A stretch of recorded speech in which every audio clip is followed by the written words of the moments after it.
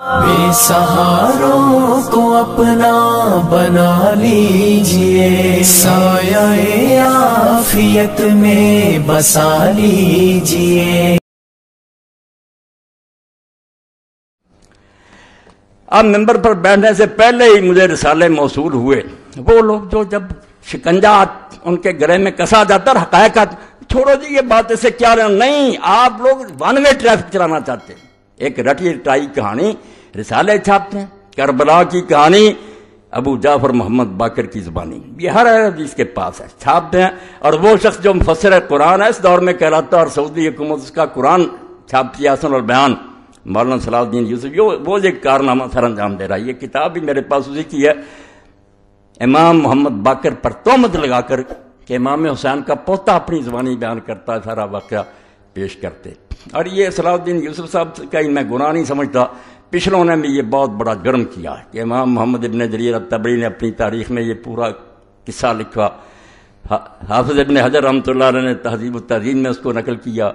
اور اپنی کتاب صحابہ میں اس کو درج کیا۔ اب ایک شخص کہتا ہے جب امام محمد باقر جو زین العابدین کے بیٹے وہ سنا رہا ہے کہ حسین رضی اللہ عنہ کو بہت لوگوں نے روکا مگر وہ بعد نہیں آئے، راستے میں جب ان کو پتا چلا کہ مسلم ابن عقیل شہید کر دیے گئے ہیں تو انہوں نے لوٹنے کا ارادہ کیا،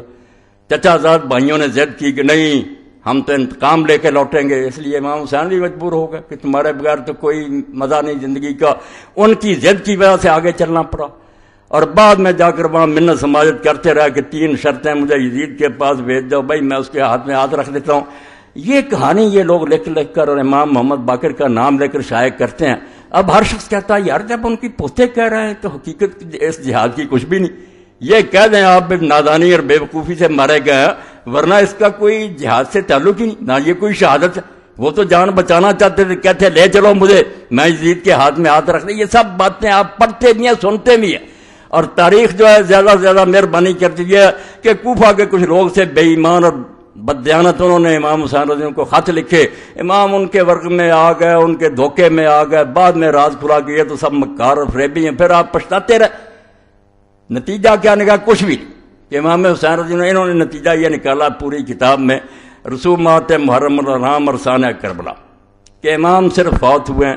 ایک اپنی ناجائز غرور اور گھمنڈ کی وجہ سے کہ سمجھتے تھے میں رسول اللہ کا نواسا ہوں اس لیے بہتر ہوں، یہ نسلی غرور ان کو لے ڈوبا۔ میں یہ کتاب آپ کے سامنے پیش کر رہا ہوں، لے کر پڑھیں، اور یہ ہر مولوی کے پاس ہے، جتنے نا اہل حدیث علماء سب کے پاس یہی ہے، اسی کو رٹے طوطے کی طرح دہراتے رہتے ہیں، کسی کو توفیق نہیں کہ نکال کر دیکھے کہ یہ باتیں کوئی صحیح نہیں ہیں۔ تو امام حسین رضی اللہ عنہ جی کہتے تھے کہ مجھے لے چلو میں بیعت کر لیتا ہوں، مگر دوسری بات جو بے وقوفی کی وہ عبید اللہ بن زیاد نے کی کہ اس نے ضد کی کہ پہلے میرے ہاتھ پر بیعت کرو پھر دمشق لے کر جاؤں گا، تو امام نے خواہ مخواہ ایک ناجائز بات کہی کہ نہیں تیرے ہاتھ گورنر پر بیعت نہیں کروں گا، وہاں میں کروں گا، صرف اتنی بات پر عبید اللہ کہنے لگا نہیں آئینی بات ہے میں گورنر میرے ہاتھ پر، یعنی یہ امام حسین رضی اللہ عنہ کو ایک احمق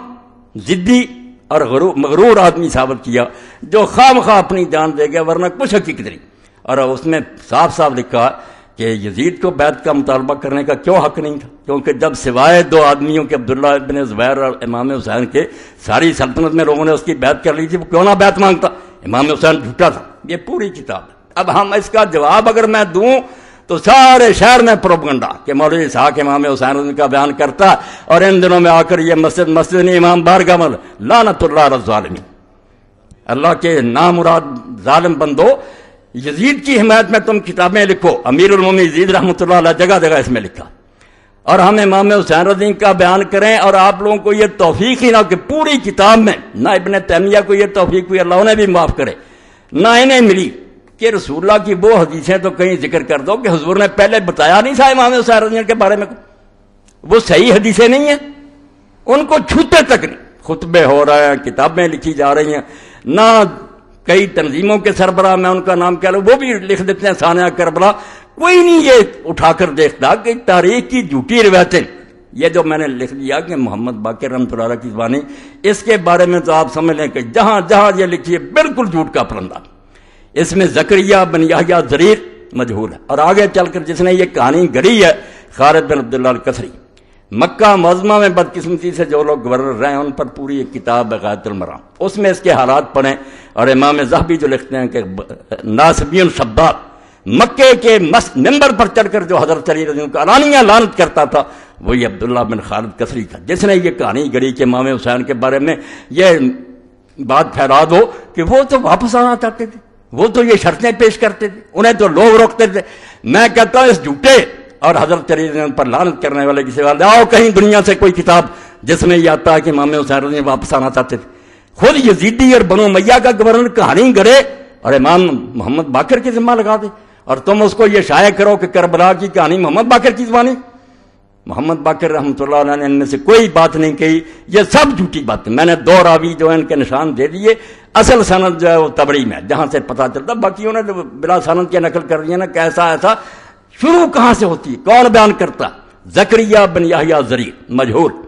اور آگے کون ہے؟ خالد بن عبداللہ الکسری جس کو کہتے ہیں بغیث ناصبی، ایسا دشمن علی کہ مکہ کے ممبر پر حضرت علی رضی اللہ عنہ کی لعنت کرتا تھا. مگر ایسے لوگ پھر ان کو اللہ تعالیٰ معافی نہیں دیتا. آخر میں خود بنو امیہ نے اسے معذور کیا، اور جس برے طریقے سے اس کو پھر کوڑے لگائے اگر سزائیں ملی وہ تاریخ کا ایک حصہ. وہ پڑھنا چاہیے کہ ظالم کی گرفت کیسے ہوئی. پھر اس کی کہانی لیے پھر تو دشمن اہل بیت کی کہ امام محمد باقر نے یہ کہا. تو اللہ کے لیے توبہ کرو